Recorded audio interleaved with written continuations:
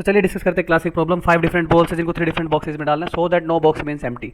Last तक मेरे साथ बने रहना, 3 डिफरेंट तरीके बताने वाला हूँ आपको। ओके, तो 5 डिफरेंट बॉल्स, 3 डिफरेंट बॉक्सेस।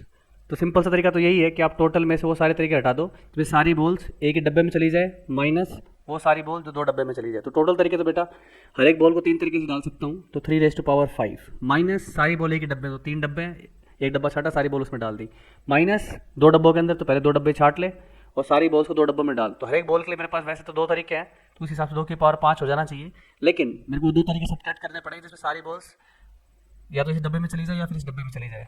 क्यों सब्ट्रैक्ट किया? क्योंकि सारी बॉल्स एक ही डब्बे में चली जाए, तो वो वाले केस में ऑलरेडी काउंट कर चुका हूँ। तो इसको सोल्व करोगे तो आएगा मेरे पास 243 minus 3 minus 90 which will be 150। ठीक है। दूसरा तरीका क्या हो सकता है कि आप पहले क्या करो, 3 डब्बे बना लो, 3 पैकेट्स बना लो नॉन एम्प्टी। तो 5 को आप कर सकते हो 1 + 2 + 2 या फिर 1 + 1 + 3। डिवीजन अमंग ग्रुप्स की बात कर रहा हूँ, तो आपको पता है डिफरेंट थिंग्स से ग्रुप्स कैसे बनाते हैं। जितने ग्रुप में बनाना है उतने फैक्टोरियल से डिवाइड करो, और अगर ग्रुप सेम नंबर के बनते हैं तो उतने फैक्टोरियल से और डिवाइड करो। तो 3 ग्रुप बन गए आपके, 3 पैकेट नॉन एम्प्टी। अब इन 3 पैकेट को 3 डब्बों में डालना है। कितने तरीके से डाल सकते हो? 3 3 फैक्टोरियल तरीके से। ओके, तीनों डब्बे डिफरेंट है। और दूसरा तरीका मेरे पास क्या हुआ ग्रुपिंग करने का, आपके पास 1 factorial 1 factorial 3 factorial 2 factorial, 2 group same number के बन गए, इसलिए 2 फैक्टोरियल से डिवाइड कर रहा हूँ। अगेन 3 ग्रुप को 3 बॉक्सेस में डालना है, 3 फैक्टोरियल। अब 3 फैक्टोरियल क्यों कर रहे हो भाई? सेम नंबर के बना भी दोगे तो भी तो आपके पैकेट्स तो डिफरेंट ही बनने वाले हैं, क्योंकि बॉल्स डिफरेंट है। अब इन दोनों को सम अप कर लो, ये बन गया मेरे पास कितना, 120 डिवाइडेड बाई 8 विच इज़ 15 × 6 90, ये हो गया 10 × 6 60। देखो ये भी 150 आ रहा है।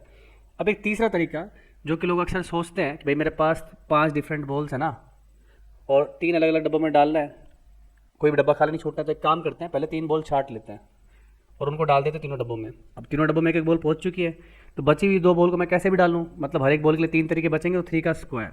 इससे मेरा आंसर आना चाहिए। तो आंसर आएगा क्या, 10 × 6 × 9 विच विल बी 540, जो कि बहुत ही गलत है।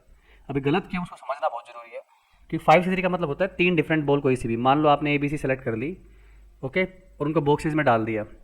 कौन से बॉक्स में? बॉक्स 1, बॉक्स 2, बॉक्स 3 के अंदर। और बची हुई D और E को भी आपने इस तरह से डाल दिया, कैसे कहीं भी जा सकती ना। अब सोचो अगर 5 से 3 से का मतलब क्या है, 3 डिफरेंट सिलेक्शंस, तो 3 डिफरेंट सिलेक्शन आप कैसे भी तो सकते थे, DEC, और बची हुई और B बॉल ऐसे चली जाती।